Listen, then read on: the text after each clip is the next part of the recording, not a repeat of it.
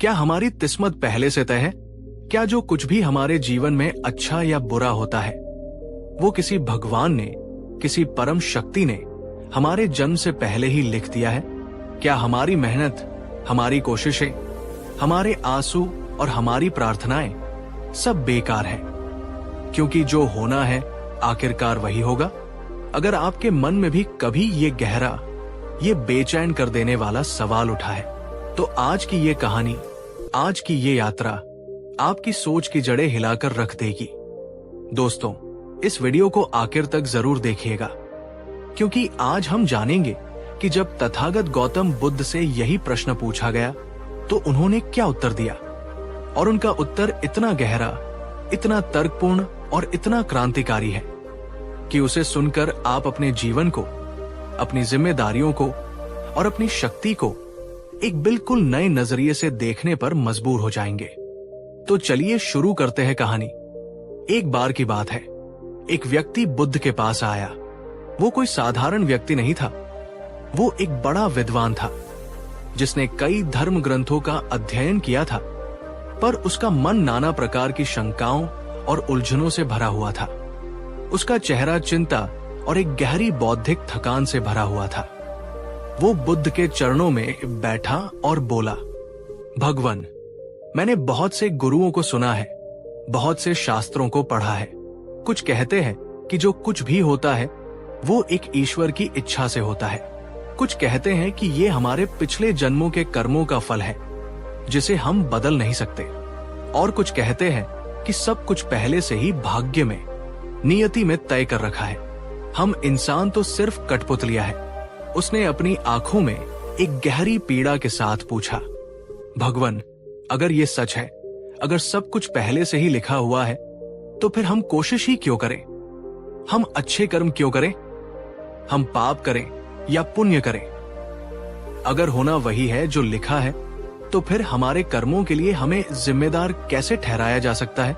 दोस्तों, क्या आपने भी कभी अपने जीवन के किसी बुरे दौर में ये सोचा है कि शायद मेरी किस्मत में यही लिखा था, या जो होना है वो तो होकर ही रहेगा?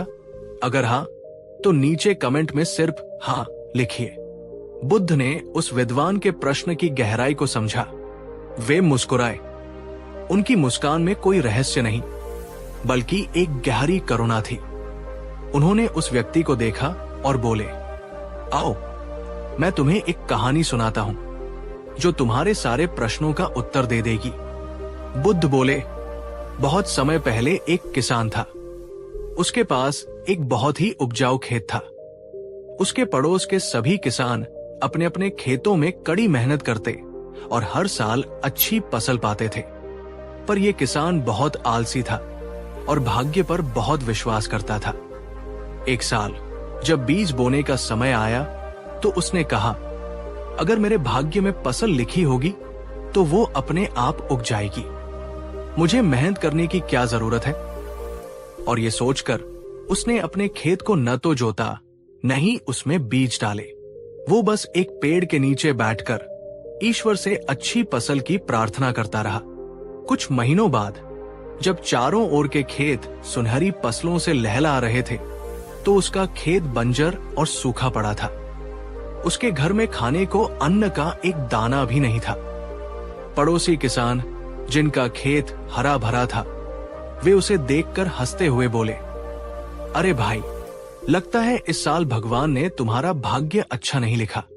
वो किसान और भी दुखी होकर अपनी किस्मत को कोसता हुआ बैठ गया। उसी समय एक बुद्धिमान साधु उधर से गुजरे। उन्होंने उस किसान की हालत देखी और पूछा, पुत्र, तुम इतने दुखी क्यों हो और तुम्हारा खेत इतना सूखा क्यों है? किसान ने रोते हुए कहा, महात्मन, क्या करूं? भगवान ने मेरे भाग्य में इस साल फसल लिखी ही नहीं थी। साधु ने यह सुनकर जोर से हंसा। उसने कहा, मूर्ख, अगर भगवान ने तुम्हारे भाग्य में भूख और मृत्यु लिखी होती तो क्या तुम खाना पीना और सांस लेना भी छोड़ देते? ये सुनकर किसान चौंक गया। साधु ने आगे कहा, भगवान ने तुम्हें दो सबसे कीमती चीजें दी हैं, सोचने के लिए बुद्धि, विवेक, और काम करने के लिए दो हाथ, कर्म करने की शक्ति। अगर सब कुछ पहले से ही तय होता तो तुम्हें इन दोनों को देने की क्या जरूरत थी? तुम्हें तो बस एक पत्थर की मूर्ति की तरह बना दिया होता। सोचिए दोस्तों, ये बात कितनी गहरी है। अगर सब कुछ पहले से ही लिखा होता तो स्वयं बुद्ध को भी ज्ञान प्राप्त करने के लिए 6 साल तक कठोर साधना क्यों करनी पड़ती? वे तो जन्म से ही बुद्ध होते। बुद्ध का पूरा जीवन ही इस बात का प्रमाण है कि पुरुषार्थ से, कर्म से कुछ भी हासिल किया जा सकता है। बुद्ध उस विद्वान व्यक्ति से बोले, भाग्य और भगवान का ये खेल, ये नियति का सिद्धांत अक्सर एक भ्रम होता है। ज्यादातर जो लोग कर्म नहीं करना चाहते, जो अपनी जिम्मेदारियों से बचना चाहते हैं, वे अपनी आलस्य को, अपनी अकर्मण्यता को भाग्य का एक सुंदर नाम दे देते हैं।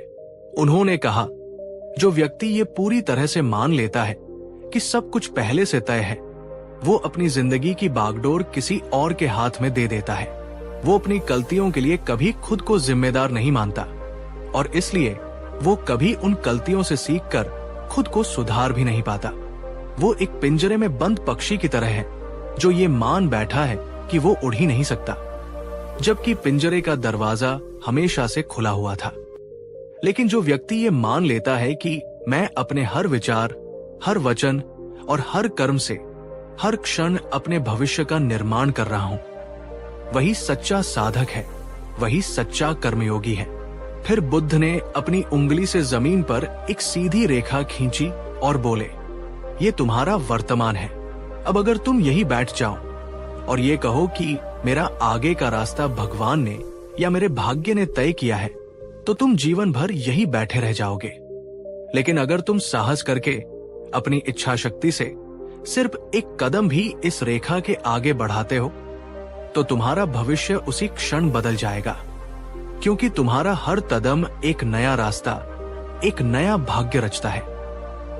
क्या आप मानते हैं कि हमारे आज के छोटे छोटे कर्म ही हमारे कल का बड़ा भाग्य बनाते हैं? नीचे कमेंट में बताइए, आपकी नजर में कर्म ज्यादा ताकतवर है या भाग्य? बुद्ध ने अंत में अपनी शिक्षा का सार बताते हुए कहा, मैं नियतिवाद या भाग्य के सिद्धांत को पूरी तरह से जारिज करता हूं, पर मैं ये भी नहीं कहता कि सब कुछ सिर्फ और सिर्फ तुम्हारे ही नियंत्रण में है। सत्य इन दोनों के बीच में है। उन्होंने समझाया, तुम्हारा वर्तमान तुम्हारे अतीत के कर्मों का फल है। ये सच है, तुम्हारे अतीत के कर्म तुम्हें एक विशेष परिस्थिति, एक विशेष शुरुआती बिंदु देते हैं। ये उस नदी की धारा की तरह है जिसमें तुम्हारी नाव खड़ी है, लेकिन उस नाव की पतवार तुम्हारे ही हाथ में है। अब तुम उस नाव को धारा के भरोसे छोड़ देते हो या अपनी मेहनत और हिम्मत से चप्पू चलाकर उसे अपनी मनचाही दिशा में ले जाते हो। ये हर क्षण तुम्हारा अपना स्वतंत्र चुनाव है, तुम्हारा अपना कर्म है। अगर तुम नाव नहीं चलाओगे तो धारा, अतीत के कर्मों का फल तुम्हें कहीं भी चट्टानों से टकराकर डुबो देगी और तुम कहोगे ये मेरा भाग्य था। लेकिन अगर तुम पूरी हिम्मत और विवेक से अपनी नाव को चलाते हो तो तुम न सिर्फ उन चट्टानों से बच सकते हो, बल्कि तुम धारा की दिशा को भी अपने पक्ष में मोड़ सकते हो। दोस्तों, ये बात कितनी प्रेरक है। आप अपनी जिंदगी की नाव को किस दिशा में चला रहे हैं? क्या आप धारा के भरोसे हैं या पतवार आपके अपने हाथों में है? नीचे कमेंट में एक संकल्प के रूप में बताइए, मैं अपनी नाव खुद चलाता चलाती हूं। तो दोस्तों, अब सोचिए, क्या भगवान ने सब कुछ पहले से तय किया है? बुद्ध का उत्तर है नहीं। भगवान या प्रकृति ने सब कुछ तय नहीं किया, बल्कि उसने आपको ये शक्ति दी है कि आप अपने लिए सही और गलत का चुनाव कर सके और उस चुनाव के अनुसार कर्म कर सके। बुद्ध ने कहा था, भविष्य कोई लिखी हुई किताब नहीं है, ये एक छाली पन्ना है और कलम तुम्हारे ही हाथ में है। आज हम अपनी हर असफलता के लिए किस्मत को, ग्रहों को या भगवान की मर्जी को दोष दे देते हैं। परीक्षा में फेल हुए तो कहते हैं भाग्य नाराज था, नौकरी नहीं मिली तो कहते हैं ईश्वर ने नहीं चाहा, रिश्ते टूटे तो कहते हैं नसीब ही शराब था। लेकिन बुद्ध हमें सिखाते हैं, अपनी जिंदगी की जिम्मेदारी लेना सीखो। नसीब और भाग्य वही बदलते हैं, जो अपनी गलतियों को स्वीकार करके हार नहीं मानते। हर कोशिश, हर निर्णय, हर अच्छा या बुरा कर्म एक नया भविष्य रचता है। अगर आज आप मेहनत करते हैं तो कल वही दुनिया की नजरों में अच्छा भाग्य कहलाएगा। अगर बुद्ध की ये गहरी और आंखें खोल देने वाली शिक्षा आपको सच्ची लगी तो इस वीडियो को लाइक करें। नीचे कमेंट में लिखें, मैं अपना भाग्य खुद लिखता हूं। और इस वीडियो को उन सब के साथ शेयर करें जो आज भी अपनी जिंदगी की बागडोर किस्मत के भरोसे छोड़कर बैठे हैं। और हाँ, अगर आप गौतम बुद्ध की ऐसी ही और गहरी कहानियां और जीवन परिवर्तनकारी विचार सुनना चाहते हैं जो आपके सोचने का तरीका बदल सकते हैं, तो हमारे इस परिवार का हिस्सा बनने के लिए चैनल को सब्सक्राइब करें और घंटी का आइकॉन भी दबाएं। धन्यवाद दोस्तों। याद रखिए, आप अपने भाग्य के शिकार नहीं बल्कि उसके निर्माता हैं। पिछले भाग में हमने बुद्ध की उस गहन शिक्षा को जाना था कि भविष्य तुम लिखते हो, भगवान नहीं। हमने समझा था कि हमारे जीवन की बागडोर हमारे ही कर्मों के हाथ में है। लेकिन दोस्तों, जैसे ही हम ये स्वीकार करते हैं, हमारे मन में एक और उससे भी ज्यादा बेचैन कर देने वाला, हमारी आस्था को हिला देने वाला सवाल उठता है। अगर सच में भगवान न्याय करता है, अगर कर्म का सिद्धांत सच्चा है, तो फिर इस दुनिया में इतने अच्छे, इतने नेक दिल लोग दुखी और पीड़ित क्यों रहते हैं? और क्यों अक्सर जो लोग बुरे हैं, जो अधर्म के रास्ते पर चलते हैं, वे सुखी, समृद्ध और शक्तिशाली दिखाई देते हैं? क्या ये भगवान का अन्याय नहीं है? क्या ये कर्म के सिद्धांत का खुला उल्लंघन नहीं है?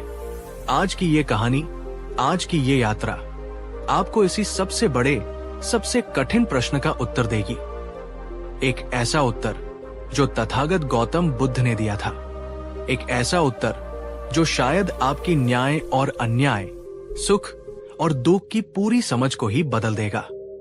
एक दिन जब बुद्ध अपने शिष्यों के साथ एक गांव में भिक्षाटन के लिए पहुंचे, तो वहां एक औरत दौड़ती हुई आई। वो बहुत ही दुखी और हताश थी। उसके चेहरे पर आंसुओं की सूखी लकीरें थी, उसके कपड़े फटे हुए थे और उसकी आंखों में एक गहरी, शिकायत भरी निराशा थी। वो बुद्ध के चरणों में गिरकर फूट फूट कर रोने लगी और बोली, भगवान, लोग कहते हैं आप ज्ञानी हैं, आप करुणावान हैं, तो आप ही मेरा न्याय कीजिए। मैंने आज तक अपने जीवन में कभी किसी का बुरा नहीं किया, कभी झूठ नहीं बोला, हमेशा दूसरों की मदद की और हर रोज ईश्वर की पूजा की। फिर भी मेरा जीवन दुखों से भरा हुआ है। उसने अपनी व्यथा सुनाते हुए कहा, मेरा पति मुझे छोड़कर चला गया, मेरे छोटे छोटे बच्चे हमेशा बीमार रहते हैं और हमारे घर में कई कई दिनों तक खाने को अन्न का एक दाना भी नहीं होता। वही दूसरी ओर हमारे गांव का सूदखोर महाजन, जो गरीबों का खून चूसता है, झूठ बोलता है और हर तरह का अधर्म करता है, उसका घर धन दौलत से भरा है, उसके बच्चे स्वस्थ हैं और वो हर तरह का सुख भोग रहा है। उसने अपनी भीगी हुई आंखों से बुद्ध की ओर देखते हुए पूछा, भगवान, आप ही बताइए, क्या यही भगवान का न्याय है? क्यों मेरे जैसे अच्छे लोगों के साथ हमेशा बुरा होता है और बुरे लोग सुखी क्यों रहते हैं? दोस्तों, एक पल के लिए रुककर इस महिला की पीड़ा को महसूस कीजिए। क्या आपके मन में भी कभी ये सवाल नहीं आया है? क्या आपने भी कभी अपने आसपास ऐसा होते हुए नहीं देखा है? नीचे कमेंट में बताइए। क्या आप मानते हैं कि सच में अच्छे लोगों को ज्यादा दुख सहना पड़ता है? बुद्ध ने उस औरत को बड़े ही प्रेम और करुणा से उठाया। उन्होंने उसे कोई झूठा दिलासा नहीं दिया। उन्होंने कहा, उठो देवी, तुम्हारे प्रश्न में तुम्हारी पीड़ा छिपी है और ये बहुत ही स्वाभाविक प्रश्न है। आओ, मैं तुम्हें एक कहानी सुनाता हूं, शायद तुम्हें तुम्हारा उत्तर मिल जाए। बुद्ध बोले, एक बार एक बहुत ही नेक दिल किसान और एक निर्दयी शिकारी दोनों एक ही जंगल से गुजर रहे थे। वो किसान अत्यंत धर्मात्मा था। वो कभी किसी जीव को हानि नहीं पहुंचाता था। वो चींटियों के लिए आटा डालता, पक्षियों के लिए दाना पानी रखता और हमेशा दूसरों की भलाई के बारे में सोचता था। वहीं दूसरी ओर वो शिकारी बहुत ही क्रूर और अधर्मी था। उसका काम ही था रोजाना निर्दोष जानवरों को अपने बाणों से मारना और उनके मांस को बेचकर अपना जीवन चलाना। उसके मन में दया का लेश मात्र भी नहीं था। एक दिन वे दोनों जंगल में अपने अपने काम से निकले थे। अचानक आकाश में काले बादल छा गए और बिजली की तेज गड़गड़ाहट के साथ मूसलाधार बारिश शुरू हो गई। दोनों ने बचने के लिए पास की एक पुरानी टूटी फूटी झोपड़ी में शरण ली। कुछ ही देर बाद एक भयानक बिजली कड़की और वो सीधी उसी झोपड़ी पर आ गिरी। झोपड़ी की छत धड़ाम से नीचे आ गिरी। जब धूल और धुआं शांत हुआ तो एक आश्चर्यजनक दृश्य सामने आया। वो नेक दिल किसान एक टूटे हुए खंभे के नीचे दबा हुआ था। उसका पैर टूट गया था और वो दर्द से कराह रहा था। और वो क्रूर शिकारी जो उसी के बगल में खड़ा था, उसे एक खरोंच तक नहीं आई थी। वो बिल्कुल सुरक्षित बच गया था। बुद्ध रुके और उस दुखी महिला से पूछा, अब बताओ देवी, ऐसा क्यों हुआ? क्या यहां भगवान ने न्याय किया या अन्याय? वो औरत तुरंत बोली, भगवान, ये तो घोर अन्याय है। नेक व्यक्ति को सजा मिली और पापी बच गया। इससे तो यही लगता है कि भगवान न्याय नहीं करता। बुद्ध मुस्कुराए और बोले, नहीं देवी, भगवान ने पूरा न्याय किया है, पर तुम न्याय को सिर्फ एक ही क्षण में, एक ही घटना में देखने की कोशिश कर रही हो, जबकि कर्म का न्याय समय के एक बहुत बड़े कैनवास पर काम करता है। बुद्ध बोले, तुमने जो देखा वो सिर्फ आधा सच था। अब पूरा सच सुनो। वो जो किसान था, उसने अपने पिछले जन्म में एक बहुत बड़ा पाप किया था, जिसके फल के रूप में उसे मृत्युदंड मिलना था। पर इस जन्म में उसके निरंतर अच्छे कर्मों, उसकी दया और उसकी सेवा के कारण उसके उस भयानक कर्म का फल बहुत ही छोटा हो गया और वो मृत्युदंड सिर्फ एक टूटे हुए पैर में बदल कर रह गया। आज उसने अपने एक बहुत बड़े बुरे कर्म का कर्ज चुका दिया है। अब उसके आगे का जीवन उसके इस जन्म के अच्छे कर्मों के कारण सुख और शांति से भरा होगा। और वो जो शिकारी था, उसने अपने पिछले जन्म में कोई बहुत बड़ा पुण्य कर्म किया था, जिसके फल के रूप में उसे आज एक राज्य का राजा बनना था।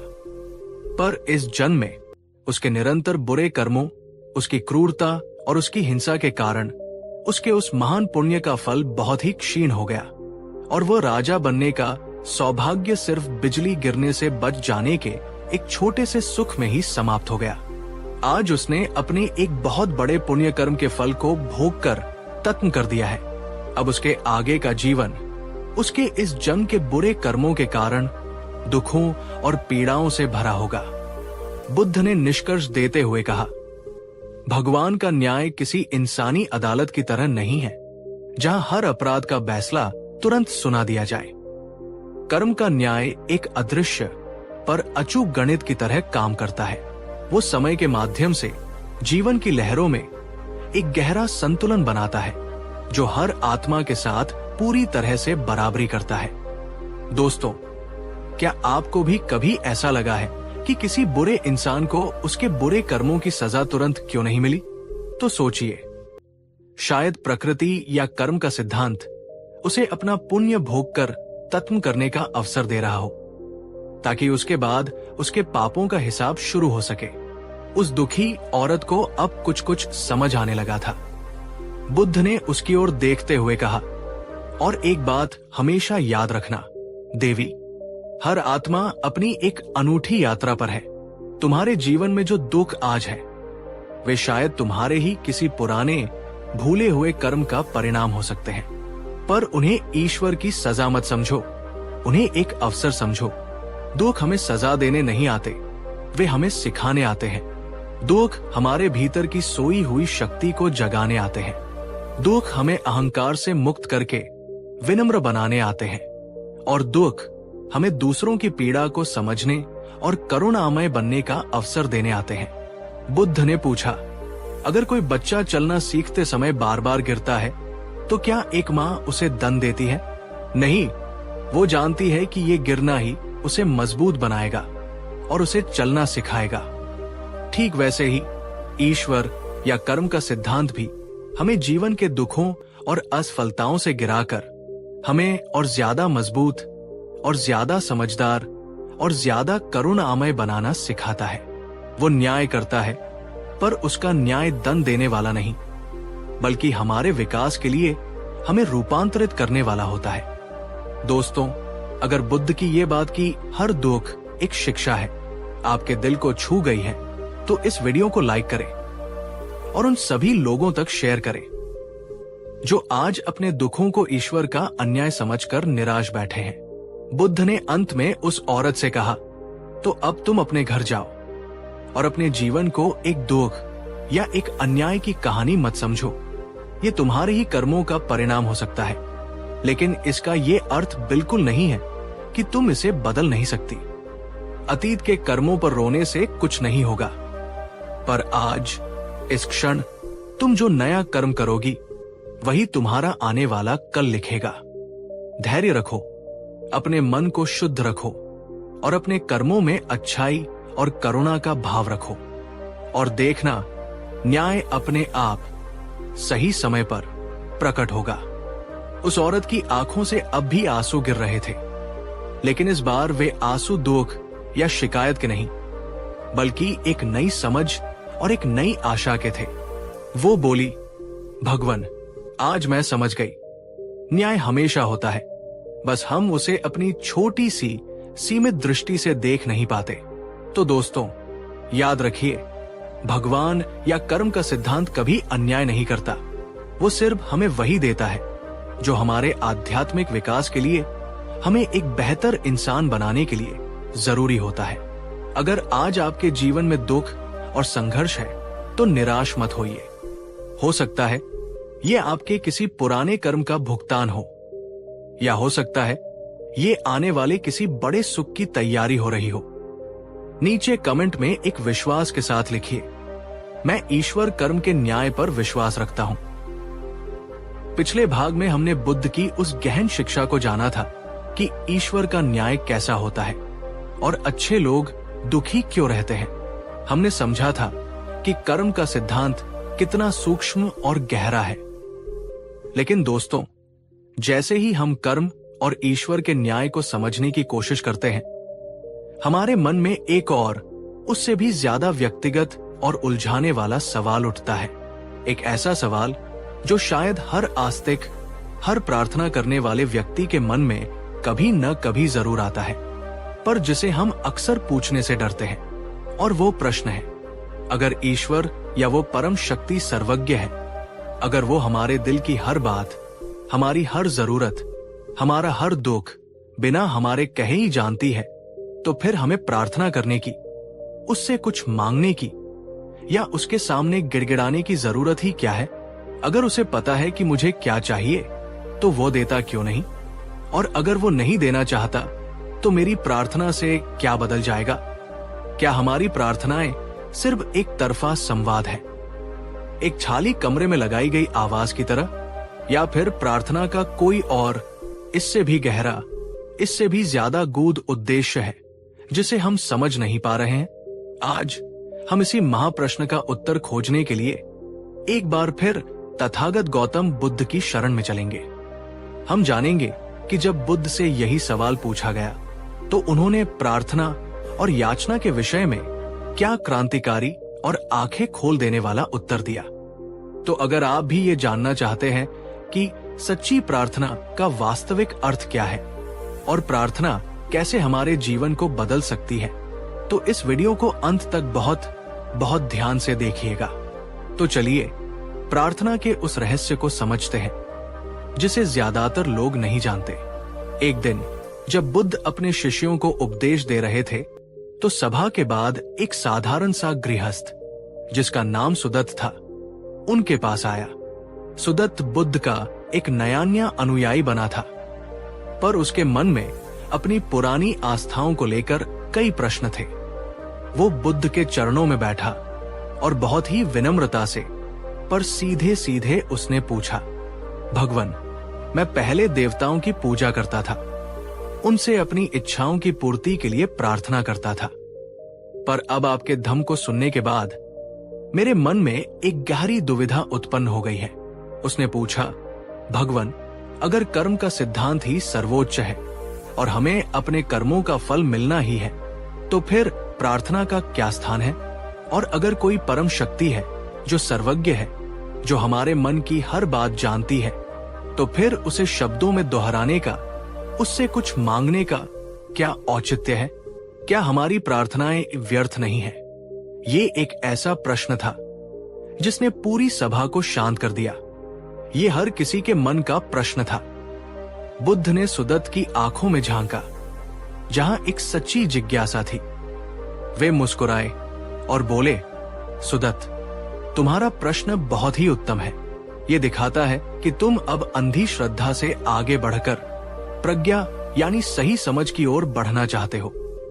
तुम्हारे प्रश्न का उत्तर देने से पहले तुम्हें यह समझना होगा कि ज्यादातर लोग जिसे प्रार्थना कहते हैं, वो वास्तव में प्रार्थना है ही नहीं। बुद्ध ने समझाना शुरू किया, सुदत्त, ज्यादातर लोग जब प्रार्थना करते हैं तो वे वास्तव में प्रार्थना नहीं, बल्कि एक भिखारी का गीत गा रहे होते हैं। वे एक भिखारी की तरह ईश्वर के सामने अपनी मांगों की, अपनी इच्छाओं की और अपनी शिकायतों की एक लंबी सूची लेकर खड़े हो जाते हैं। हे ईश्वर, मुझे धन दे दो, मेरा ये काम करवा दो, मेरे दुश्मन को नष्ट कर दो, मुझे इस बीमारी से बचा लो। ये प्रेम का या श्रद्धा का संवाद नहीं है। ये सिर्फ लोभ और भय से जन्मी हुई याचना है। तुम ईश्वर को एक शक्तिशाली राजा और तुझ को एक असहाय भिखारी की तरह देखते हो। तुम सोचते हो कि अगर तुम उसकी पर्याप्त स्तुति करोगे, उसे कुछ चढ़ावा दोगे, तो वो प्रसन्न होकर तुम्हारी झोली में कुछ सिक्के डाल देगा। ये प्रार्थना नहीं, ये आध्यात्मिक भ्रष्टाचार है, एक सौदा है। बुद्ध ने आगे कहा, और तुम सही हो। अगर तुम्हारी प्रार्थना सिर्फ यही है तो वो पूरी तरह से व्यर्थ है, क्योंकि एक, ये कर्म के सिद्धांत के विरुद्ध है। अगर सिर्फ मांगने से ही सब कुछ मिल जाता तो कर्म करने की कोई आवश्यकता ही नहीं रह जाती। दो, ये तुम्हें और भी ज्यादा कमजोर और निर्भर बनाती है। तुम अपनी समस्याओं का समाधान खोजने के बजाय किसी बाहरी काल्पनिक सहारे पर आश्रित हो जाते हो। तुम अपनी शक्ति को भूल जाते हो। तीन, ये तुम्हारे अहंकार को पोषित करती है। तुम ये मान लेते हो कि तुम इतने महत्वपूर्ण हो कि ब्रह्मांड की परम शक्ति को तुम्हारे छोटे छोटे कामों में दखल देना चाहिए। तो सुदत्त, अगर तुम इस तरह की मांगने वाली प्रार्थना की बात कर रहे हो, तो हाँ, वो पूरी तरह से निरर्थक है। दोस्तों, बुद्ध की ये बात कितनी सीधी और कितनी सच्ची है। क्या हम भी अपनी प्रार्थनाओं में अक्सर एक भिखारी की तरह ही व्यवहार नहीं करते?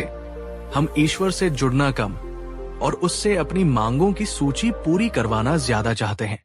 अगर आपको बुद्ध की ये बात सोचने पर मजबूर कर रही है, तो नीचे कमेंट में लिखिए, अब मांगना नहीं, जुड़ना है। सुदत्त अब और भी ज्यादा उलझन में पड़ गया। उसने पूछा, तो भगवान, सच्ची प्रार्थना क्या है? क्या हमें प्रार्थना करनी नहीं चाहिए? अब बुद्ध ने सच्ची प्रार्थना का वो अद्भुत रहस्य खोला जिसे ज्यादातर लोग नहीं जानते।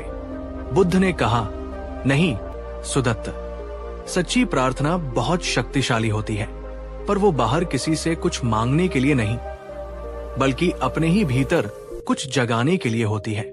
सच्ची प्रार्थना का ईश्वर से कोई लेना देना नहीं है। उसका सीधा संबंध तुम्हारी अपनी चेतना से है। सच्ची प्रार्थना के 3 चरण होते हैं, 3 अंग होते हैं। सच्ची प्रार्थना की शुरुआत मांग से नहीं, बल्कि धन्यवाद से होती है। जब तुम प्रार्थना में बैठो तो ये मत गिनाओ कि तुम्हारे पास क्या क्या नहीं है, बल्कि उन हजारों चीजों के लिए कृतज्ञता से भर जाओ जो तुम्हारे पास पहले से ही मौजूद है। ये सांसें जो चल रही हैं, ये शरीर जो स्वस्थ है, ये भोजन जो तुम्हें मिला, ये परिवार जो तुम्हें प्रेम करता है। जब तुम कृतज्ञता से भरते हो तो तुम्हारा मन अभाव की चेतना से निकलकर समृद्धि की चेतना में प्रवेश करता है। कृतज्ञता ही वो चुंबक है जो ब्रह्मांड से और अधिक अच्छी चीजों को तुम्हारी ओर खींचता है। प्रार्थना का दूसरा चरण है ईश्वर से शिकायतें करना नहीं, बल्कि अपने ही भीतर झांकना। शांति से बैठकर अपने ही कर्मों, अपने ही विचारों और अपनी ही भावनाओं का साक्षी बनना, अपनी गलतियों को स्वीकार करना और फिर ईश्वर से शक्ति मांगने के बजाय अपने ही भीतर उस शक्ति को जगाने का संकल्प लेना। ये मत कहो, हे ईश्वर मेरा क्रोध शांत कर दो, बल्कि ये संकल्प लो, आज मैं अपनी चेतना को इतना सजग रखूंगा कि क्रोध मुझ पर हावी न हो पाए। ये मत कहो, मुझे सफलता दे दो, बल्कि ये संकल्प लो, मैं पूरी लगन और ईमानदारी से अपना कर्म करूंगा। सच्ची प्रार्थना तुम्हें निर्भर नहीं, आत्मनिर्भर बनाती है। तीसरा और सबसे महत्वपूर्ण चरण करुणा और मैत्री भावना। और सच्ची प्रार्थना का अंतिम और सबसे ऊंचा शिखर है सिर्फ अपने लिए नहीं, बल्कि समस्त प्राणियों के लिए मंगल कामना करना।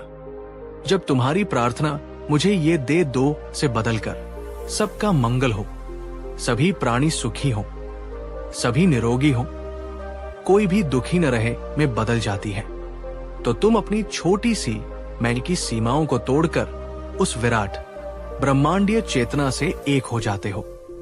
तुम्हारे हृदय में करुणा का सागर उमड़ पड़ता है, और जिस हृदय में इतनी करुणा हो वहां व्यक्तिगत दुख और चिंताओं के लिए कोई जगह ही नहीं बचती। यही सच्ची प्रार्थना है सुदत्त। ये तुम्हें भिखारी नहीं, बल्कि एक सम्राट बना देती है। एक ऐसा सम्राट जो मांगता नहीं बल्कि देता है। बुद्ध का ये अद्भुत उत्तर सुनकर सुदत्त की आंखों से आंसुओं की धारा बन निकली। उसे समझ आ गया कि वो जीवन भर कितनी बड़ी भूल करता रहा है। वो जिसे प्रार्थना समझ रहा था, वो तो सिर्फ उसके लोभ और भय का प्रदर्शन था।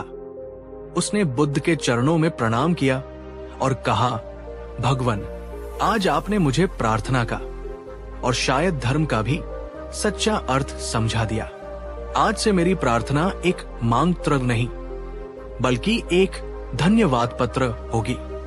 आज से मैं आपसे कुछ मांगूंगा नहीं, बल्कि आपके दिखाए मार्ग पर चलने का संकल्प लूंगा। उस दिन के बाद सुदत्त जब भी प्रार्थना में बैठता तो उसका हृदय कृतज्ञता, आत्मचिंतन और समस्त प्राणियों के लिए करुणा से भर जाता, और उसे वह चीज अपने आप मिलनी शुरू हो गई जिसकी वो कभी मांग करता था, मन की शांति। तो मेरे प्यारे मित्रों, सुदत्त की ये कहानी और बुद्ध की ये गहन शिक्षा हमें प्रार्थना का एक बहुत ही गहरा और सच्चा अर्थ सिखाती है। ये हमें सिखाती है कि प्रार्थना ईश्वर को बदलने का तरीका नहीं है, वो स्वयं को बदलने का विज्ञान है। प्रार्थना का उद्देश्य आकाश से कुछ उतारना नहीं, बल्कि अपने ही भीतर कुछ जगाना है। तो अगली बार जब आप प्रार्थना में बैठें तो एक भिखारी की तरह नहीं, एक सम्राट की तरह बैठें। कृतज्ञता के सम्राट, आत्मसंकल्प के सम्राट और करुणा के सम्राट। अगर बुद्ध का ये सच्ची प्रार्थना का रहस्य आपके हृदय को छुआ है और इसने आपकी आस्था को एक नई, गहरी और अधिक परिपक्व दिशा दी है, तो इस वीडियो को शेयर करके इस प्रज्ञा के प्रकाश को अपने सभी मित्रों और परिवारजनों तक पहुंचाएं। अंत में बस इतना ही, जब तक हम मांगते रहेंगे हम भिखारी बने रहेंगे। जिस दिन हम धन्यवाद देना और देना शुरू कर देंगे, हम सम्राट बन जाएंगे। चुनाव आपका है। इस गहरी और आत्ममंथन की यात्रा में मेरे साथ बने रहने के लिए आपका हृदय से धन्यवाद। आपकी हर प्रार्थना सच्ची हो और आपका जीवन शांति से भर जाए, यही मेरी कामना है। नमो बुद्धाय। पिछले एपिसोड में हमने जाना कि प्रार्थना का सच्चा अर्थ क्या है, पर आज हम उस एक भावना की गहराइयों में उतरेंगे जो हमारी हर प्रार्थना को, हमारी हर शांति को और हमारे हर अच्छे कर्म को एक ही पल में जलाकर राख कर देने की क्षमता रखती है। ये भावना है क्रोध। जरा एक पल के लिए रुककर सोचिए, जब कोई आपका अपमान करता है तो आपके भीतर कैसी आग जलती है? जब कोई आपको धोखा देता है तो आप कितने दिनों, महीनों या सालों तक उस बदले की भावना में सुलगते रहते हैं? हम सोचते हैं कि हमारा क्रोध, हमारा गुस्सा सामने वाले को सजा दे रहा है। हम सोचते हैं कि ये हमारी ताकत का प्रतीक है। लेकिन क्या ये सच है? आज हम तथागत गौतम बुद्ध की उस सबसे प्रसिद्ध और आंखें खोल देने वाली शिक्षा को जानेंगे, जिसने क्रोध के पूरे मनोविज्ञान को ही पलट कर रख दिया। आज की कहानी है एक ऐसे साधारण किसान की जो अन्याय की आग में जल रहा था, और वो बुद्ध के पास न्याय मांगने पहुंचा। और फिर बुद्ध ने उसे जो उत्तर दिया, जो रहस्य खोला, वो अद्भुत था। बुद्ध ने कहा, क्रोध एक जलते हुए कोयले की तरह है, जिसे तुम किसी और पर फेंकने के इरादे से अपने हाथ में पकड़े रहते हो। पर अंत में जलता कौन है? तो अगर आप भी क्रोध की इस आत्म विनाशकारी आग से हमेशा के लिए मुक्त होना चाहते हैं और एक शांत, शीतल और शक्तिशाली मन को पाना चाहते हैं, तो इस वीडियो को अंत तक बहुत बहुत ध्यान से देखिएगा। तो चलिए क्रोध की इस आग को बुझाने का मार्ग खोजते हैं। ये कहानी है मगध के एक गांव में रहने वाले एक किसान की, जिसका नाम था रोहित।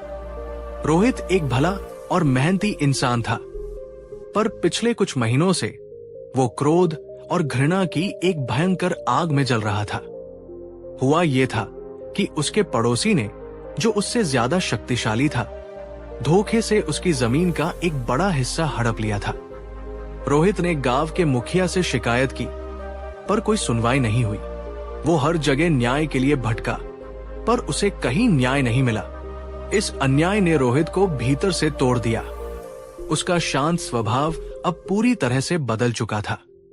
वो दिन भर अपने उस पड़ोसी को मन ही मन गालियां देता और उसे बर्बाद करने की योजनाएं बनाता। उसे रात रात भर नींद नहीं आती थी। वो बस बिस्तर पर करवटें बदलता रहता और उसका तून खौलता रहता। उसका ये क्रोध अब उसके परिवार पर भी निकलने लगा था। वो छोटी छोटी बातों पर अपनी पत्नी और बच्चों पर चिल्लाने लगा था। उसकी भूख मर गई थी, उसके चेहरे की शांति गायब हो गई थी, और वो हमेशा एक तनाव में, एक बेचैनी में जीने लगा था। वो अपने दुश्मन को तो कोई नुकसान नहीं पहुंचा पा रहा था, पर वो अपने ही क्रोध की आग में हर पल खुद को जला रहा था। एक दिन अपनी इस आंतरिक पीड़ा से तंग आकर उसने सुना कि भगवान बुद्ध पास के ही एक उपवन में ठहरे हुए हैं। वो बुद्ध के पास गया, इस उम्मीद में नहीं कि बुद्ध उसे उसकी जमीन वापस दिला देंगे, बल्कि इस उम्मीद में कि वे उसे उसके मन में लगी इस आग को बुझाने का कोई तरीका बता देंगे। वो बुद्ध के सामने पहुंचा। उसका चेहरा क्रोध से लाल था और उसकी मुट्ठियां भिंची हुई थी। उसने कहा, भगवान, मेरे साथ बहुत बड़ा अन्याय हुआ है। मैं उस व्यक्ति से बदला लेना चाहता हूं। मैं उसे नष्ट कर देना चाहता हूं। मेरा मन हर समय जलता रहता है। कृपा करके मुझे कोई ऐसी शक्ति, कोई ऐसा मंत्र दीजिए जिससे मैं अपने शत्रु को सबक सिखा सकूं। बुद्ध ने रोहित की आंखों में झांका, जहां घृणा और पीड़ा का एक तूफान उमड़ रहा था। उन्होंने उसे कोई उपदेश नहीं दिया, कोई मंत्र नहीं दिया। उन्होंने बस एक बहुत ही सरल और सीधा सा सवाल पूछा। उन्होंने कहा, रोहित, अगर तुम किसी जलते हुए, दहकते हुए कोयले को अपने हाथ में पकड़ लो, इस इरादे से कि तुम उसे अपने शत्रु पर फेंकोगे, तो सबसे पहले और सबसे ज्यादा कौन जलेगा? रोहित ने बिना सोचे उत्तर दिया, भगवान, जाहिर सी बात है, कोयला तो मेरे ही हाथ में है, तो सबसे पहले और सबसे ज्यादा तो मैं ही जलूंगा। हो सकता है जब तक मैं उसे फेंकूं, तब तक मेरा हाथ ही पूरी तरह से जल जाए। ये सुनकर बुद्ध के चेहरे पर एक गहरी, करुणामयी मुस्कान आई। उन्होंने कहा, तो फिर रोहित, तुम यही मूर्खता हर रोज, हर पल क्यों कर रहे हो? तुम्हारा ये क्रोध, तुम्हारी ये घृणा, तुम्हारा ये बदले का विचार, ये सब उसी जलते हुए, दहकते हुए कोयले की तरह है। तुमने इसे अपने ही मन में, अपने ही हृदय में कसकर पकड़ रखा है, इस उम्मीद में कि एक दिन तुम इसे अपने पड़ोसी पर फेंकोगे। पर तुम ये नहीं देख पा रहे कि वो पड़ोसी तो अपने घर में चैन से सो रहा है, और तुम, सिर्फ तुम, उस कोयले की आग में दिन रात जल रहे हो। क्रोध एक ऐसी आग है रोहित, जो सबसे पहले और सबसे ज्यादा उसी व्यक्ति को जलाती है जिसके मन में वह पैदा होती है। ये सुनकर रोहित स्तब्ध रह गया। ये एक ऐसा सत्य था जो इतना सरल, इतना स्पष्ट था, पर उसने उसे कभी देखा ही नहीं था। उसे पहली बार एहसास हुआ कि वो अपने पड़ोसी को नहीं बल्कि खुद को ही सजा दे रहा था। दोस्तों, बुद्ध की ये जलते हुए कोयले की उपमा कितनी शक्तिशाली है। क्या ये सच नहीं है? जब हम किसी के प्रति मन में गुस्सा या नफरत पालते हैं तो हम वास्तव में खुद को ही तकलीफ दे रहे होते हैं। अगर आपको बुद्ध की ये बात दिल की गहराइयों तक छू गई है तो नीचे कमेंट में लिखिए, अब और नहीं जलना है। रोहित ने हाथ जोड़कर पूछा, भगवान, मैं ये तो समझ गया कि क्रोध मुझे ही जला रहा है, पर मैं क्या करूं? ये अपने आप आ जाता है। ये इतना शक्तिशाली क्यों है? अब बुद्ध ने क्रोध के मनोविज्ञान की गहरी परतों को खोला। उन्होंने कहा, रोहित, क्रोध तुम्हारी ताकत का नहीं बल्कि तुम्हारी आंतरिक कमजोरी और पीड़ा का संकेत है। पहला कारण, घायल अहंकार। क्रोध तब पैदा होता है जब हमारे अहंकार को, हमारे मैं को चोट लगती है। जब कोई हमारा अपमान करता है या जब चीजें हमारी मर्जी के मुताबिक नहीं होती तो हमारा अहंकार घायल हो जाता है। और क्रोध उस घायल अहंकार की चीज है, उसकी दहाड़ है। ये कहने का एक तरीका है, तुमने मुझे चोट पहुंचाई है। दूसरा कारण, नियंत्रण खोने का भ्रम। हम अक्सर ये गलती करते हैं कि हम सोचते हैं कि गुस्सा करने से, चिल्लाने से हम परिस्थितियों पर या लोगों पर नियंत्रण पालेंगे। पर सच इसके ठीक उल्टा है। जिस क्षण तुम क्रोधित होते हो उसी क्षण तुम अपना सारा नियंत्रण खो देते हो। तुम अपने विवेक, अपनी बुद्धि और अपनी शांति, सबका नियंत्रण उस क्रोध के हाथों में दे देते हो। क्रोध तुम्हें शक्तिशाली नहीं बल्कि तुम्हें एक असहाय कठपुतली बना देता है। तीसरा कारण, एक सीखी हुई आदत। और अक्सर क्रोध सिर्फ एक बुरी आदत होती है। हमने बचपन से अपने आसपास लोगों को क्रोध करके अपनी बात मनवाते हुए देखा है और हमने अनजाने में उसी तरीके को अपना लिया है। ये एक मानसिक पैटर्न बन जाता है जो जरा सा भी उकसावा मिलने पर अपने आप सक्रिय हो जाता है। दोस्तों, बुद्ध का ये विश्लेषण कितना सटीक है। क्या आप अपने क्रोध के पीछे इनमें से किसी कारण को देख पा रहे हैं? अगर हाँ, तो इस वीडियो को लाइक जरूर करें। ये समझना ही इस आदत को तोड़ने की ओर पहला कदम है। अब रोहित ने सबसे महत्वपूर्ण प्रश्न पूछा, भगवान, तो मैं इस आग को बुझाऊं कैसे? इसका व्यावहारिक उपाय क्या है? बुद्ध ने कहा, रोहित, आग को आग से नहीं बुझाया जा सकता, घृणा को घृणा से नहीं मिटाया जा सकता। क्रोध की अग्नि को बुझाने के लिए तुम्हें अपने ही भीतर करुणा और प्रज्ञा के जल को बरसाना होगा। बुद्ध ने उसे 4 चरणीय समाधान दिया। पहला चरण, जागरूकता। सबसे पहले अपने क्रोध के प्रति जागरूक होना सीखो। जैसे ही तुम्हें महसूस हो कि तुम्हारे भीतर क्रोध की पहली चिंगारी उठी है, उसे पहचानो। उससे लड़ो मत, उसे दबाओ मत। बस एक साक्षी की तरह, एक वैज्ञानिक की तरह उसे देखो। मन में कहो, हाँ, ये क्रोध है। ये जागरूकता ही वो पहला पानी का छींटा है जो आग को फैलने से रोकता है। दूसरा चरण, श्वास का सहारा। जैसे ही तुम क्रोध को पहचानो, तुरंत अपनी प्रतिक्रिया देने से पहले एक पवित्र ठहराव लो और अपना सारा ध्यान अपनी सांस पर ले आओ। 10 गहरी और धीमी सांसें लो। हर सांस के साथ कल्पना करो कि तुम शीतलता को अंदर ले रहे हो और हर सांस छोड़ने के साथ तुम अपने भीतर की गर्मी और तनाव को बाहर निकाल रहे हो। तुम्हारी सांस वो जादुई पुल है जो तुम्हें क्रोध के तूफान से निकालकर शांति के केंद्र में ले आती है। तीसरा चरण, समझ का विकास। जब तुम्हारा मन थोड़ा शांत हो जाए तो विवेक का प्रयोग करो। खुद से पूछो, क्या मेरा ये क्रोध इस समस्या को हल कर रहा है या इसे और भी ज्यादा बिगाड़ रहा है? क्या इस जलते हुए कोयले को पकड़े रहने से मुझे कोई लाभ हो रहा है? क्या कोई और ज्यादा शांत और रचनात्मक तरीका है इस स्थिति से निपटने का?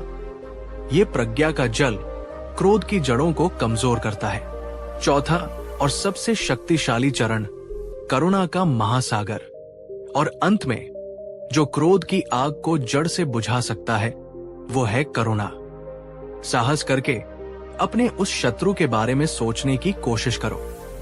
सोचो वो ऐसा व्यवहार क्यों कर रहा है? शायद वह भी किसी दुख में है, शायद वह भी अज्ञानी है, शायद वह भी अपने ही लोभ और भय का गुलाम है। जिस क्षण तुम अपने शत्रु में भी एक दुखी, भ्रमित इंसान को देख पाते हो, उसी क्षण तुम्हारा क्रोध करुणा में पिघलना शुरू हो जाता है। तुम उसे सजा देने के बजाय उसकी मुक्ति की कामना करने लगते हो। रोहित ने बुद्ध की इन शिक्षाओं को अपने हृदय में उतारा। ये आसान नहीं था, पर उसने अभ्यास नहीं छोड़ा। अगले दिन जब उसने अपने उसी पड़ोसी को देखा तो उसके भीतर फिर से क्रोध की लहर उठी, पर इस बार वो उस लहर में बहा नहीं। वो रुका, जागरूकता। उसने कुछ गहरी सांसें ली, श्वास का सहारा। उसने सोचा, क्रोध करने से मेरी जमीन वापस नहीं आएगी, समझ। और फिर उसने अपने पड़ोसी की ओर देखा और सोचा, ये व्यक्ति अपने लोभ के कारण कितना अंधा और कितना दुखी है। ये अपने ही कर्मों का गड्ढा खोद रहा है। और उसके मन में घृणा की जगह एक अजीब सी दया का भाव आ गया, करुणा। उस दिन के बाद रोहित ने अपनी जमीन के लिए थानूनी लड़ाई तो जारी रखी, पर अपने मन की लड़ाई को समाप्त कर दिया। उसने उस जलते हुए कोयले को अपने हाथ से फेंक दिया था। और चमत्कार हुआ। जैसे ही उसका मन शांत और शीतल हुआ, उसे रात में गहरी नींद आने लगी। उसके परिवार में फिर से हंसी खुशी लौट आई, और एक शांत मन के साथ वो अपनी लड़ाई को और भी ज्यादा विवेकपूर्ण और प्रभावी तरीके से लड़ पाया। अंत में उसे अपनी जमीन वापस मिली या नहीं, ये कहानी महत्वपूर्ण नहीं है। महत्वपूर्ण यह है कि उसने अपने मन की शांति को वापस पा लिया था, जो किसी भी जमीन के टुकड़े से कहीं ज्यादा कीमती थी। तो दोस्तों, रोहित की ये कहानी और बुद्ध की ये गहन शिक्षा हमें यही सिखाती है कि क्रोध हमारी ताकत नहीं, हमारी सबसे बड़ी कमजोरी है। ये एक ऐसा जहर है जिसे हम दूसरों के लिए बनाते हैं, पर पीना हमें खुद ही पड़ता है। याद रखिए, क्रोध करना किसी और की गलती के लिए खुद को सजा देने जैसा है। अंत में बस इतना ही, जब भी क्रोध आए तो बुद्ध के उस प्रश्न को याद कर लेना, जलते हुए कोयले को किसने पकड़ रखा है? उत्तर आपको स्वयं मिल जाएगा। इस गहरी और मन को शीतल करने वाली यात्रा में मेरे साथ बने रहने के लिए आपका हृदय से धन्यवाद। और हाँ, हमारे इस परिवार का हिस्सा बने रहने के लिए चैनल को सब्सक्राइब करना न भूलें। आपका मन शांत हो, शीतल हो और करुणा से भरा रहे, यही मेरी कामना है। नमो बुद्धाय। पिछले एपिसोड में हमने जाना कि कैसे क्रोध एक ऐसी आग है जो सबसे पहले हमें ही जलाती है, पर आज हम उसे एक बहुत ही गहरी, बहुत ही सूक्ष्म और शायद सबसे आम आदत की परतों को खोलने जा रहे हैं, जो हमारे 90% दुखों की, हमारी 90% चिंताओं की और हमारी 90% निराशाओं की असली जड़ है। ये एक ऐसी आदत है जो हमें जीवन की सुंदरता को देखने ही नहीं देती। ये एक ऐसा चश्मा है जिसे पहनकर हमें हर चीज में सिर्फ कमी, सिर्फ दोष और सिर्फ नकारात्मकता ही नजर आती है। ये आदत है शिकायत करने की आदत, हर बात में दोष ढूंढने की आदत। जरा एक पल के लिए रुककर सोचिए। सुबह उठते ही हम मौसम की शिकायत करते हैं, आज बहुत गर्मी है या आज बहुत ठंड है। दफ्तर पहुंचकर हम अपने काम की, अपने बॉस की शिकायत करते हैं। घर लौटकर हम अपने परिवार की, अपनी परिस्थितियों की शिकायत करते हैं। और अंत में रात को सोते समय हम ईश्वर से, अपनी किस्मत से शिकायत करते हैं। हमारा पूरा जीवन एक अंतहीन शिकायत का सिलसिला बनकर रह गया है। लेकिन क्या आपने कभी ये सोचा है कि इस निरंतर शिकायत करने से क्या हमें आज तक कोई समाधान मिला है, या इसने सिर्फ हमारे मन के बोझ को, हमारी कड़वाहट को और हमारे दुखों को और भी ज्यादा बढ़ाया है? आज हम तथागत गौतम बुद्ध की एक ऐसी अद्भुत कहानी, एक ऐसी आंखें खोल देने वाली शिक्षा को जानेंगे जिसने शिकायत करने के पूरे मनोविज्ञान को ही उजागर कर दिया। बुद्ध ने कहा, जब तक तुम ये एक आदत नहीं छोड़ोगे, तब तक तुम्हारा दुख कभी तुम्हारा पीछा नहीं छोड़ेगा।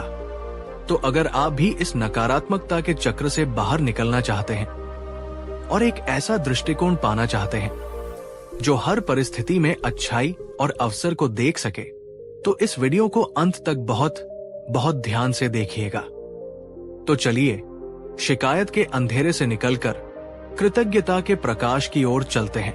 ये कहानी है बुद्ध के संग में रहने वाले एक भिक्षु की, जिसका नाम था सुलाख। सुलाख एक अच्छा भिक्षु था। वो नियमों का पालन करता था, ध्यान भी करता था, पर उसकी एक बहुत बड़ी समस्या थी। उसे हर चीज में, हर व्यक्ति में और हर परिस्थिति में कोई न कोई कमी, कोई न कोई दोष दिख ही जाता था। वो एक आत्तन शिकायत करने वाला था। अगर उसे भिक्षा में अच्छा भोजन मिलता तो वो कहता, आज भोजन बहुत तैलीय है, ये स्वास्थ्य के लिए अच्छा नहीं। और अगर रूखा सूखा भोजन मिलता तो वो कहता, देखो लोग भिक्षुओं का कितना कम सम्मान करते हैं। अगर मौसम गर्म होता तो वो गर्मी की शिकायत करता, अगर ठंडा होता तो वो ठंड की शिकायत करता। वो दूसरे भिक्षुओं में भी हमेशा कमियां ही ढूंढता रहता। आनंद बुद्ध के ज्यादा करीब है, सारिपुत्र को ज्यादा सम्मान मिलता है। वो भिक्षु ठीक से ध्यान नहीं करता। उसकी दुनिया शिकायतों का एक कूड़ेदान बन गई थी, जिसमें वो हर तरफ से नकारात्मकता इकट्ठा करके भरता रहता था। इस निरंतर शिकायत करने की आदत ने उसे भीतर से बहुत ही कड़वा, दुखी और अकेला बना दिया था। कोई भी भिक्षु उसके पास बैठना पसंद नहीं करता था, क्योंकि उसकी बातें हमेशा नकारात्मकता से भरी होती थी। एक दिन अपनी इस आंतरिक बेचैनी से तंग आकर वो बुद्ध के पास पहुंचा। उसने बुद्ध से कहा, भगवन, मैं बहुत प्रयास करता हूं, पर मुझे शांति नहीं मिलती। ये संग ठीक नहीं है, यहाँ के लोग ठीक नहीं हैं, यहाँ की व्यवस्था ठीक नहीं है। हर तरफ सिर्फ समस्याएं ही समस्याएं हैं। मैं क्या करूं? बुद्ध ने सुलाख की पूरी शिकायत को बड़े ही धैर्य और शांति से सुना। उन्होंने उसे डांटा नहीं, उसे कोई उपदेश नहीं दिया। उन्होंने बस एक बहुत ही सरल सा प्रयोग करने को कहा। बुद्ध ने पास ही में खिले हुए एक सुंदर गुलाब के फूल की टहनी को तोड़ा। उस टहनी में एक सुंदर खिला हुआ फूल भी था और नीचे कुछ नुकीले कांटे भी थे। उन्होंने वो टहनी सुलाख के हाथ में दी और कहा, सुलाख, इस टहनी को ध्यान से देखो और मुझे बताओ कि तुम्हें क्या दिखाई दे रहा है। सुलाख ने उस टहनी को हाथ में लिया, उसे घुमा फिरा कर देखा और अपनी आदत के अनुसार सबसे पहले उसकी नकारात्मक चीज पर ही ध्यान दिया। वो बोला, भगवन, ये टहनी अच्छी नहीं है, इसमें तो बहुत तेज नुकीले कांटे हैं, ये हाथ में चुभ सकते हैं, घाव दे सकते हैं। बुद्ध ने अपनी शांत मुस्कान के साथ पूछा, और कुछ नहीं दिखाई दे रहा सुलाख? सुलाख ने फिर से देखा और फिर अन्य भाव से बोला, हाँ भगवन, कांटों के ऊपर एक फूल भी लगा है। अब बुद्ध ने वो बात कही जिसने सुलाख की आत्मा को झकझोर कर रख दिया। बुद्ध ने कहा, सुलाख, यही तुम्हारे जीवन की, तुम्हारे दुखों की और तुम्हारी अशांति की असली जड़ है। मैंने तुम्हें एक ही टहनी दी जिसमें सुंदरता और पीड़ा, फूल और कांटे दोनों एक साथ मौजूद थे। पर तुम्हारी दृष्टि, तुम्हारी चेतना इतने वर्षों की शिकायत की आदत के कारण इतनी नकारात्मक हो चुकी है कि उसने सबसे पहले सिर्फ कांटों को ही देखा। तुम जीवन के बगीचे में घूमते तो हो, पर तुम्हारा ध्यान हमेशा खिले हुए हजारों फूलों पर नहीं, बल्कि टहनियों में छिपे हुए कुछ कांटों पर ही रहता है। और इसीलिए तुम्हें हर तरफ सिर्फ चुभन, सिर्फ पीड़ा और सिर्फ शिकायतें ही मिलती है। बुद्ध ने आगे कहा, समस्या बाहर नहीं है सुलाख, समस्या दुनिया में नहीं है, लोगों में नहीं है या परिस्थितियों में नहीं है। समस्या तुम्हारी दृष्टि में है। तुमने दुनिया को नकारात्मकता के, दोष ढूंढने के चश्मे से देखने की आदत डाल ली है। और जब तक तुम ये चश्मा नहीं उतारोगे, जब तक तुम ये शिकायत करने की आदत नहीं छोड़ोगे, तब तक तुम चाहे स्वर्ग में भी चले जाओ, तुम्हें वहां भी कोई ना कोई कमी, कोई ना कोई शिकायत का कारण मिल ही जाएगा। और तुम्हारा दुख कभी तुम्हारा पीछा नहीं छोड़ेगा। ये सुनकर सुलाख स्तब्ध रह गया। उसे पहली बार एहसास हुआ कि जिस दुनिया को वो दोष दे रहा था, वो दुनिया तो वैसी ही थी, पर उसे देखने वाली उसकी अपनी ही आंखें बीमार थी। दोस्तों, बुद्ध की ये फूल और कांटे की उपमा कितनी शक्तिशाली है। क्या हम भी अपनी जिंदगी में यही नहीं करते? हमारे पास 100 होती है, पर हमारा ध्यान उस एक कमी पर ही अटका रहता है जो हमारे पास नहीं है। अगर बुद्ध की ये बात आपको अपनी इस आदत को पहचानने में मदद कर रही है, तो नीचे कमेंट में पूरी ईमानदारी से लिखिए, मेरी दृष्टि में भी कांटे हैं। ये स्वीकृति ही बदलाव की कुंजी है। सुलाख ने हाथ जोड़कर पूछा, भगवान, मैं ये तो समझ गया कि मेरी दृष्टि में दोष है, पर मैं ऐसा करता क्यों हूं? ये आदत इतनी गहरी क्यों है? अब बुद्ध ने शिकायत करने के मनोविज्ञान की गहरी परतों को खोला। उन्होंने कहा, सुलाख, शिकायत करने की आदत के पीछे 3 मुख्य कारण होते हैं। पहला कारण, अपूर्णता पर ध्यान केंद्रित करना। हमारा मन स्वभाव से ही नकारात्मकता की ओर जल्दी आकर्षित होता है। ये हमारे अस्तित्व की रक्षा के लिए बना है, इसलिए इसका ध्यान हमेशा टतरों, कमियों और समस्याओं पर पहले जाता है। पर जब हम इस स्वाभाविक प्रवृत्ति को अपनी आदत बना लेते हैं, तो हम आधा भरा हुआ गिलास देखने के बजाय हमेशा आधा खाली गिलास ही देखने लगते हैं।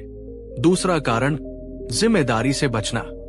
शिकायत करना अपनी परिस्थितियों की जिम्मेदारी लेने से बचने का सबसे आसान तरीका है। जब हम कहते हैं मौसम नराब है, लोग जराब है, या मेरी किस्मत शराब है, तो हम अनजाने में ये कह रहे होते हैं कि इसमें मेरी कोई गलती नहीं है, मैं तो सिर्फ एक बेचारा शिकार हूं। ये हमें क्षणिक राहत तो देता है, पर यह हमें अपनी जिंदगी को बदलने की शक्ति से भी वंचित कर देता है। तीसरा कारण, सहानुभूति पाने की इच्छा। और अक्सर हम शिकायत इसलिए करते हैं क्योंकि हम दूसरों का ध्यान और उनकी सहानुभूति पाना चाहते हैं। जब हम अपनी समस्याओं का रोना रोते हैं, तो लोग हमें सांत्वना देते हैं और हमारे अहंकार को इससे एक बीमार तरह का पोषण मिलता है। हम बेचारे बनकर दूसरों पर भावनात्मक रूप से निर्भर हो जाते हैं। दोस्तों, बुद्ध का ये विश्लेषण कितना सटीक है? क्या आप अपने या अपने आसपास के लोगों में शिकायत करने के पीछे इनमें से किसी कारण को देख पा रहे हैं? अगर हाँ, तो इस वीडियो को लाइक जरूर करें।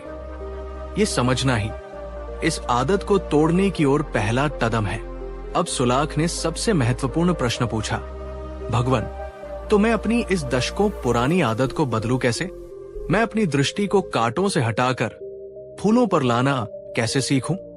बुद्ध ने कहा, सुलाख, जैसे अंधेरे को अंधेरे से नहीं मिटाया जा सकता, उसके लिए प्रकाश की जरूरत होती है, ठीक उसी तरह शिकायत की नकारात्मकता को सिर्फ एक ही चीज मिटा सकती है, और वो है कृतज्ञता, ग्रैटिट्यूड का प्रकाश।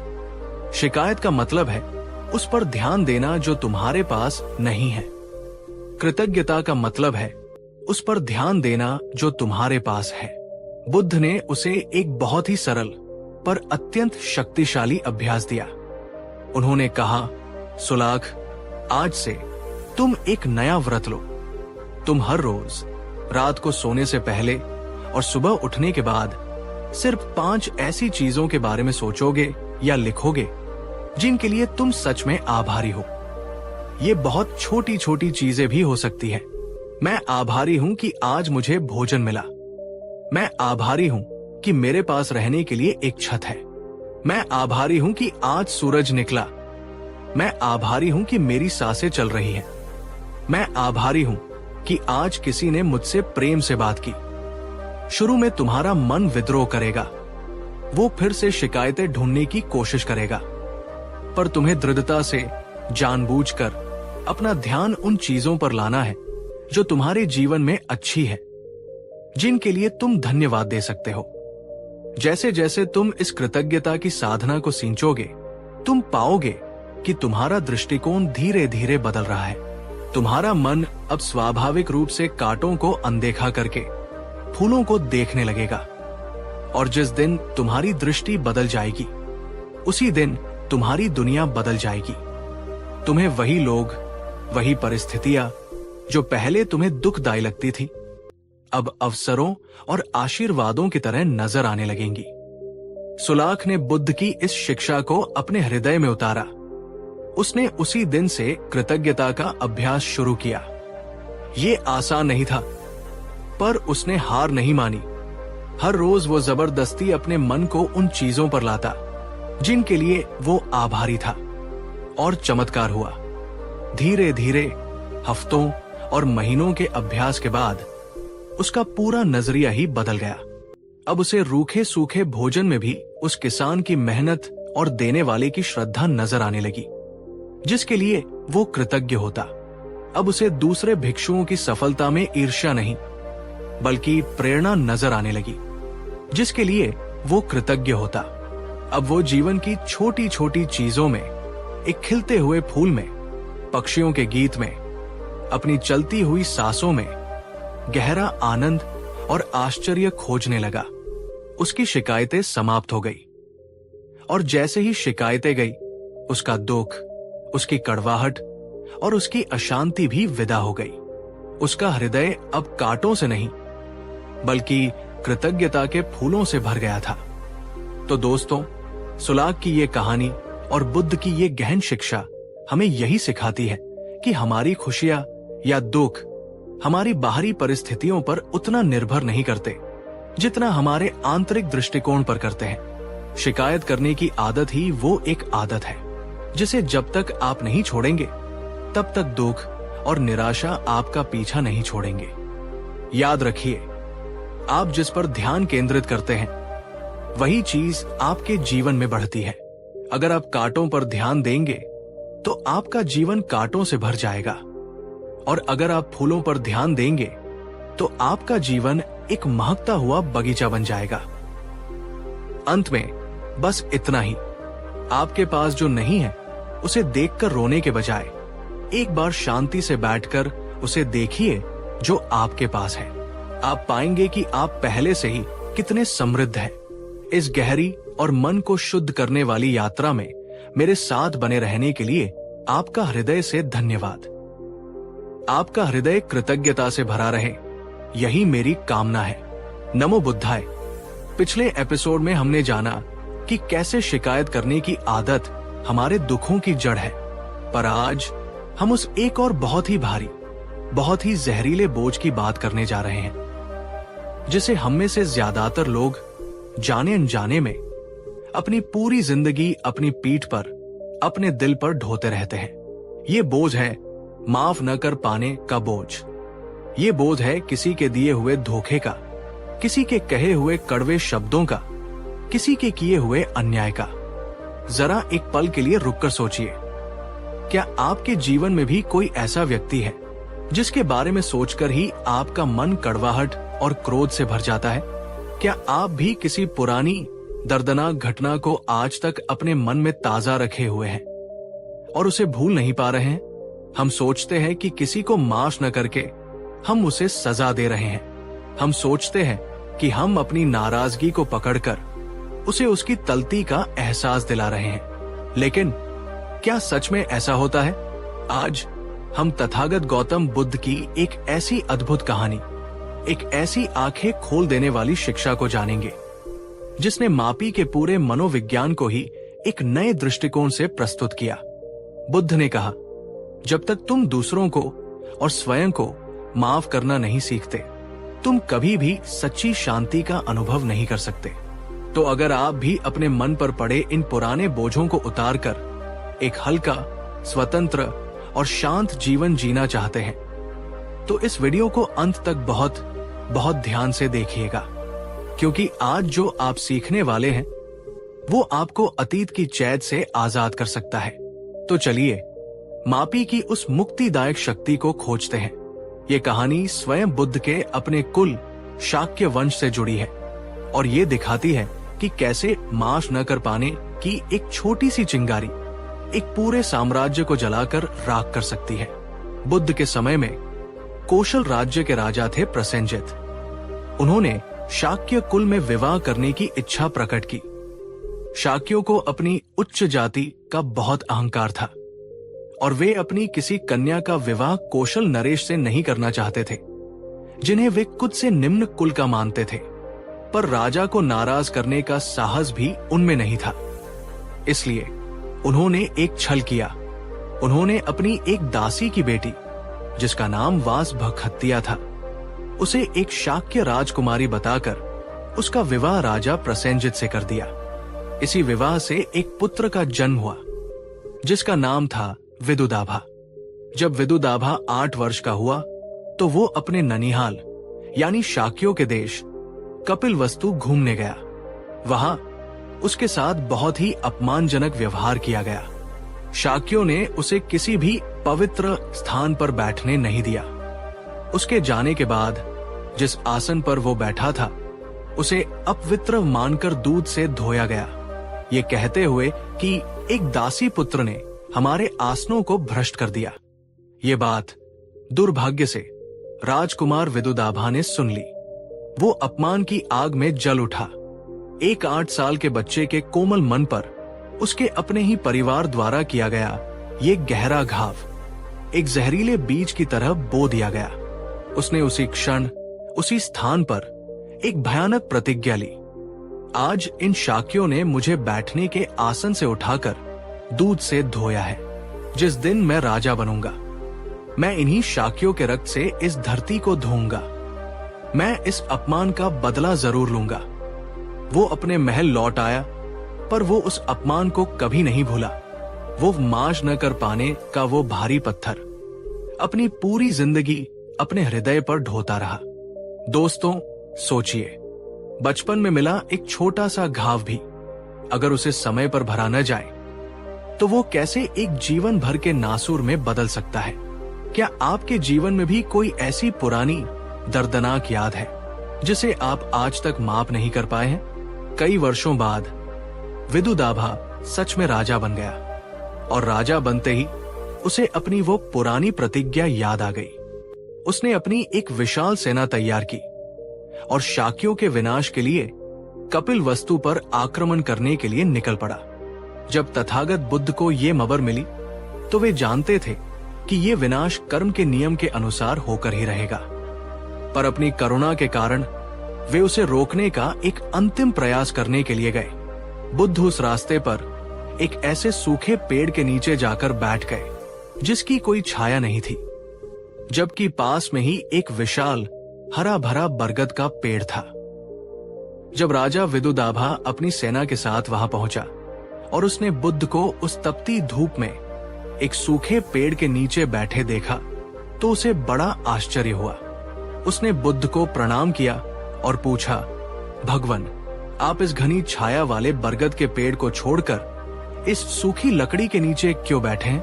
अब बुद्ध ने वो अद्भुत उत्तर दिया जो मापी के पूरे रहस्य को खोल देता है।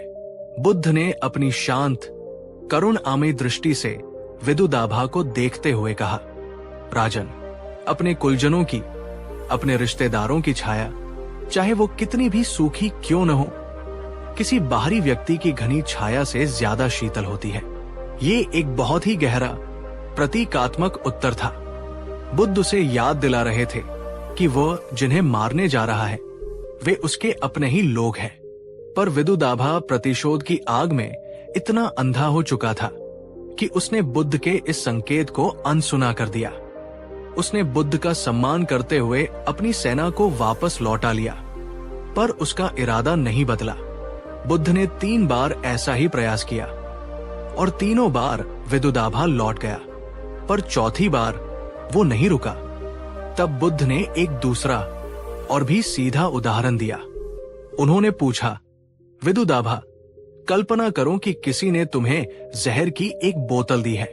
अब तुम उस जहर को पीकर उस व्यक्ति को सजा देना चाहते हो। जिसने तुम्हें वह जहर दिया था। तो बताओ, मृत्यु किसकी होगी? विदुदाभा ने कहा, भगवन, जहर तो मैं पी रहा हूं, तो मृत्यु तो मेरी ही होगी। बुद्ध ने कहा, तो फिर राजन, तुम यही मूर्खता क्यों कर रहे हो? तुम्हारे शाक्यों ने तुम्हें अपमान का जहर दिया था। ये सच है, पर वो घटना तो वर्षों पहले ही घट चुकी है। पर तुम उस जहर की बोतल को आज तक अपने मन में लिए घूम रहे हो और हर रोज, हर पल उस जहर का एक एक घूंट तुम ही पी रहे हो। किसी को माश न करना, अपने मन में घृणा और बदले की भावना को बनाए रखना, ठीक इसी जहर को पीने जैसा है। तुम उम्मीद करते हो कि इससे तुम्हारा शत्रु मरेगा, पर धीरे धीरे तुम खुद ही भीतर से मरते रहते हो। तुम्हारी शांति मरती है, तुम्हारी करुणा मरती है और अंत में तुम्हारी आत्मा मर जाती है। माफ करना उस व्यक्ति के लिए नहीं है जिसे तुम माफ कर रहे हो। माफ करना तुम्हारे अपने लिए है। ये उस जहर की बोतल को फेंक देने जैसा है, ताकि तुम आजाद हो सको, तुम हल्के हो सको, तुम फिर से जी सको। दोस्तों, बुद्ध की ये जहर की बोतल की उपमा कितनी शक्तिशाली है। हम सच में यही करते हैं। हम सोचते हैं कि हम अपनी नाराजगी को पकड़कर दूसरे को कैद कर रहे हैं, पर वास्तव में हम खुद ही उस कड़वाहट की जेल में कैद हो जाते हैं। अगर बुद्ध की ये बात आपको अपनी इस गलती का एहसास करा रही है, तो इस वीडियो को एक लाइक जरूर करें। अब सवाल उठता है कि अगर माफ करना हमारे अपने ही भले के लिए है, तो फिर ये इतना मुश्किल क्यों होता है? बुद्ध के उपदेशों के अनुसार इसके 3 मुख्य मनोवैज्ञानिक कारण हैं। पहला कारण, न्याय की तलत धारणा। हम सोचते हैं कि माफ करने का मतलब है ये कहना कि जो हुआ वो ठीक था। हम सोचते हैं कि माफ करने का मतलब है उस व्यक्ति को उसके कर्मों के परिणाम से बरी कर देना। पर यह सच नहीं है। माफ करने का अर्थ ये नहीं है कि आप अन्याय को सही ठहरा रहे हैं। कर्म का सिद्धांत अपना काम करेगा। उस व्यक्ति को उसके कर्मों का फल मिलकर ही रहेगा। माफी सिर्फ आपको उस घटना के भावनात्मक बोझ से मुक्त करती है। दूसरा कारण, अहंकार और पीड़ित होने की पहचान। अक्सर हम माफ इसलिए नहीं कर पाते क्योंकि हमारा अहंकार हमें इसकी इजाजत नहीं देता। हमारा अहंकार कहता है, गलती उसकी थी तो वो पहले माफी मांगे। हम सही होने के इस एहसास से चिपके रहना चाहते हैं और कभी कभी हम पीड़ित, विक्टिम होने की इस भूमिका से इतना जुड़ जाते हैं कि हम उसे छोड़ना ही नहीं चाहते, क्योंकि उससे हमें दूसरों की सहानुभूति मिलती है। तीसरा कारण, असुरक्षा का भय। हमें लगता है कि अगर हमने किसी को माफ कर दिया तो हम कमजोर दिखेंगे और वो व्यक्ति हमें फिर से चोट पहुंचा सकता है। माफ करने को हम हार मान लेने जैसा देखते हैं, पर बुद्ध कहते हैं सच्ची ताकत बदला लेने में नहीं बल्कि माफ कर देने में है। एक कमजोर व्यक्ति कभी माफ नहीं कर सकता। माफी शक्तिशाली और आत्मविश्वासी लोगों का गुण है। तो फिर माफ करे कैसे? इसका व्यावहारिक उपाय क्या है? बुद्ध ने इसके लिए भी बहुत ही सुंदर और चरण दर चरण मार्ग बताया है, जिसे मैत्री भावना का विस्तार कहा जा सकता है। पहला चरण, स्वयं को माफ करें। अक्सर हम दूसरों से ज्यादा तुझसे नाराज होते हैं, अपनी गलतियों के लिए, अपनी कमजोरियों के लिए। तो सबसे पहले अपने प्रति करुणा का भाव जगाएं। खुद को माफ करें। मन में दोहराएं, मैंने उस समय जो किया अपनी उस समय की समझ के अनुसार सर्वश्रेष्ठ किया। मैं खुद को अपनी गलतियों के लिए माफ करती हूं। दूसरा चरण, कारण को समझें। अब उस व्यक्ति के बारे में सोचें जिसने आपको दुख पहुंचाया है। उसे एक बुरे व्यक्ति के रूप में नहीं, बल्कि एक दुखी और अज्ञानी व्यक्ति के रूप में देखने का प्रयास करें। सोचें वो किन परिस्थितियों से गुजरा होगा। उसके मन में ऐसा कौन सा दुख या भय होगा जिसके कारण उसने ऐसा व्यवहार किया। जब आप उसके व्यवहार के पीछे की पीड़ा को समझने लगते हैं, तो आपका क्रोध अपने आप करुणा में बदलने लगता है। तीसरा चरण, मंगल कामना भेजें। यह सबसे कठिन पर सबसे शक्तिशाली चरण है। शांति से बैठकर उस व्यक्ति की छवि को अपने मन में लाएं और अपने हृदय से पूरी ईमानदारी से उसके लिए मंगल कामना भेजें। मन में दोहराएं, जैसे मैं सुखी रहना चाहता हूं वैसे ही तुम भी सुखी रहो। जैसे मैं दुखों से मुक्त होना चाहता हूं वैसे ही तुम भी दुखों से मुक्त हो जाओ। तुम्हारे जीवन में शांति हो। शुरू में यह बहुत मुश्किल लगेगा, पर जैसे जैसे आप इस अभ्यास को करते जाएंगे आप पाएंगे कि आपके हृदय पर जमी हुई बर्फ पिघल रही है और आप हल्का और स्वतंत्र महसूस कर रहे हैं। दुर्भाग्य से राजा विदुदाभा बुद्ध की इस गहन शिक्षा को समझ नहीं पाया। उसका अहंकार और बदले की आग इतनी प्रबल थी कि उसने अपने मन में रखी उस जहर की बोतल को फेंकने से इनकार कर दिया। उसने चौथी बार कपिलवस्तु पर आक्रमण किया और इस बार बुद्ध उसे रोकने नहीं गए, क्योंकि वे जानते थे कि कर्म के फल को कोई नहीं टाल सकता। विदुदाभा ने एक क्रूर नरसंहार में अपने ही कुल के हजारों शाकियों को मरवा दिया। उसने अपने बचपन के अपमान का बदला ले लिया। पर क्या उसे शांति मिली? नहीं। कहते हैं उस नरसंहार के कुछ ही समय बाद जब वो अपनी सेना के साथ राप्ती नदी के किनारे शिविर लगाकर ठहरा हुआ था, तो रात में नदी में एक ऐसी आकस्मिक और भयानक बाढ़ आई जो राजा विदुदाभा और उसकी पूरी सेना को बहाकर ले गई। उसने अपने शत्रु को तो नष्ट कर दिया था, पर अंत में वो अपनी ही घृणा और अपने ही कर्मों की बाढ़ में डूब गया। तो दोस्तों, विदुदाभा की ये दुखद कहानी और बुद्ध की ये गहन शिक्षा हमें यही सिखाती है कि माफ न करना एक ऐसा बोझ है जो अंत में हमें ही ले डूबता है। याद रखिए, माफ करना उस व्यक्ति को दिया गया कोई उपहार नहीं है जिसने आपको चोट पहुंचाई है। ये आपका खुद को दिया गया सबसे बड़ा उपहार है। ये आपके अपने मन को, आपकी अपनी आत्मा को अतीत की कैद से आजाद करने का घोषणा पत्र है। अगर बुद्ध का ये जहर की बोतल का रहस्य आपके हृदय तक पहुंचा है और आप भी अपने मन के बोझ को उतारकर हल्का होना चाहते हैं, तो इस वीडियो को शेयर करके इस मुक्ति के संदेश को उन तक भी पहुंचाइए जो शायद आज भी किसी पुरानी कड़वाहट का बोझ ढो रहे हैं। और नीचे कमेंट में एक दृढ़ संकल्प के साथ लिखिए, मैं आज माफ करता हूं। अंत में बस इतना ही, जब तक आप उस जलते हुए कोयले को पकड़े रहेंगे आप जलते रहेंगे। जिस क्षण आप उसे फेंक देंगे उसी क्षण आपको शीतलता का अनुभव होगा। चुनाव आपका है। इस गहरी और मन को हल्का करने वाली यात्रा में मेरे साथ बने रहने के लिए आपका हृदय से धन्यवाद। और हां, हमारे इस परिवार का हिस्सा बने रहने के लिए चैनल को सब्सक्राइब करना न भूलें। आपका हृदय क्षमा और शांति से भरा रहे, यही मेरी